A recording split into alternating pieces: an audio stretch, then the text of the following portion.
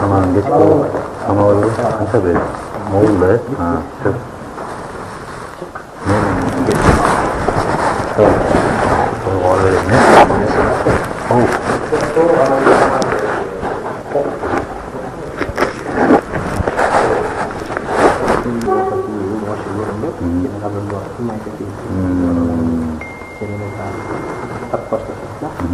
Özüm grupam karama koyayım mı? Aynen Kırgızstanlıklarım, mına bugünkü günü Bağırtı Çede Respublikanın aymağında Prezidentke talapker bizdin atıllarımız özlerinin elmenen joğuşusunu ulandık jadat. Keçe jakında bizdin Prezidentke talapker İngiliz Babanıp Oş Oğlasındağı Onadır ayına gelip söylеген sözlerine bizdin el жалпылашыл биздин аймактагы шайлоочулар өтө нааразы болушту. Себеби ошол Онадырга келгенде бабанын мурдагы жолугушууларында барганда кыргыздын ак калпагын кийип өзүнүн жакшынакай сөздөрүн сүйлөп атканы баарыбызга маалым болду.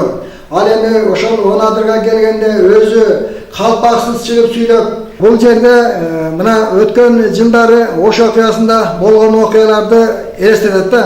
Эки элди бөлгөндө кылып сүйлөп атат. Кымбаттуу кыргызстандыктар, урматтуу шайлоочулар, менин бүгүн айтайын дегеним жакынкы убактарда президентке талапкер инилерибиздин кылган кылык жолуктары түрткү берип отурат.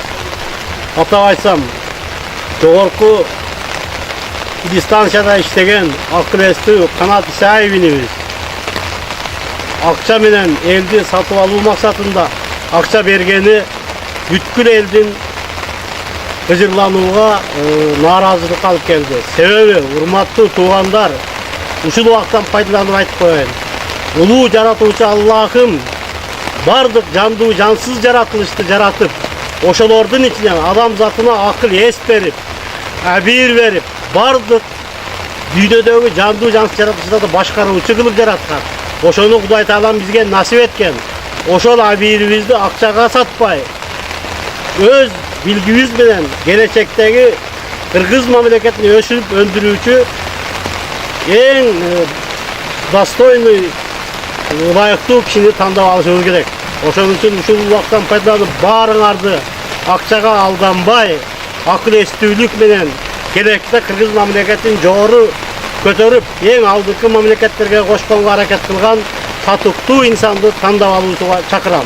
Урматтуу туугандар, өзү ишкиликтүү, түшүнүктүү биздин инибиз Канат Исаев башка күчтөргө таянып, аларга акча берип, бардык добушубузду сатып алган болсо, ушул акча менен шайлоону бузуп, революция аркылуу дагы бийликти басып алабыз деген мазмунда болот. Урматтуу кыргызстандыктар, 2017 жылдын 15 октябры кыргызстандыктардын тагдырын чече турган, эң негизгиси кыргыз мамлекетин башкара турган мамлекетибиздин башчысын, ажоосун тандоо күнүбүз болуп эсептелет. Бул күн, бул укук ар бир шайлоочуга берилгендигин баардыгыңыздар жакшы билесиздер. Шайлоочулардын укуктарын ар бир инсан, ар бир шайлоочу өзү каалаган инсанга, каалаган тарапкерге добуш берүү укугу бар экендиги жөнүндө баардыгыңыздардын маалыматыңыздар бар деп ойлоймун.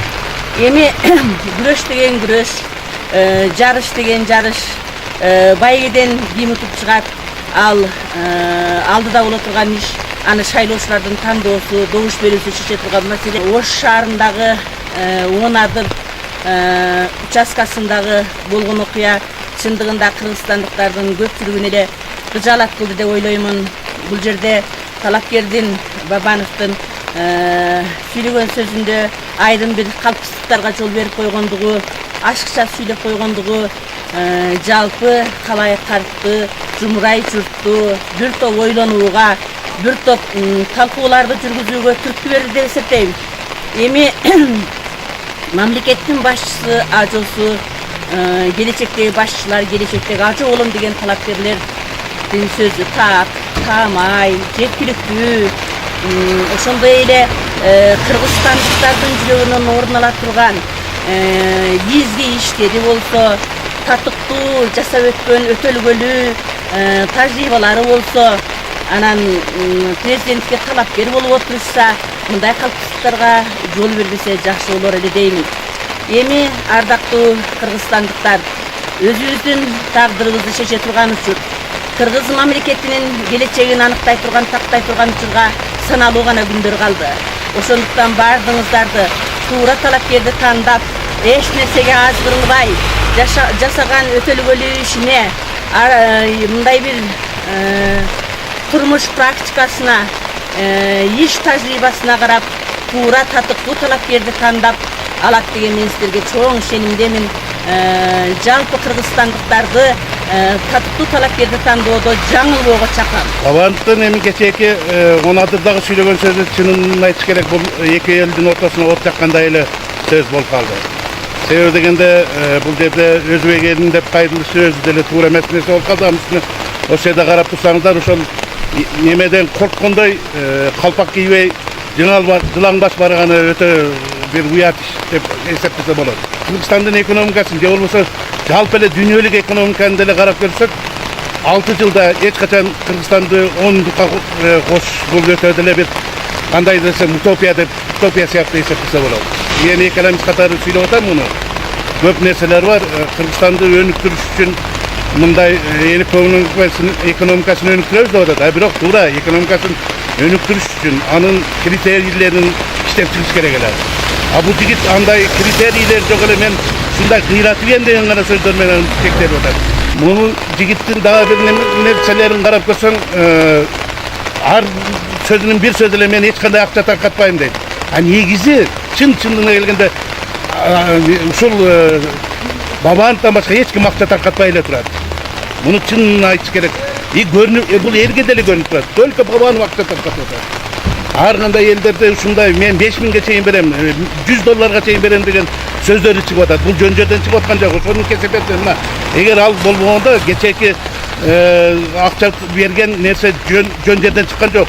Бабанов берген үчүн ошонун кишилери кармалып атат. Ал башка нерселер болгондо, башка кишилер болгондо Бабановдун разведкасы да өтө катуу иштеп атат.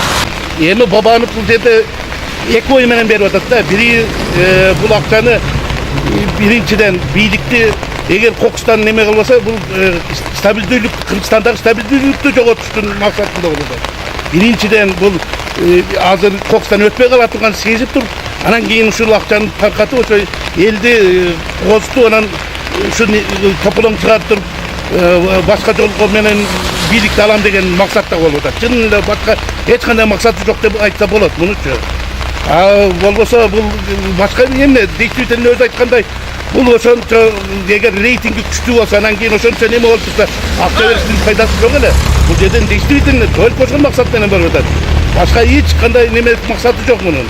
Мунун дагы будан башка дагы биз башка сөздөр да бар. Керек болсо Каракулчанын мен 30%-ин албасам неме деп туруп, ушундай намыска тийген сөздөрү бар.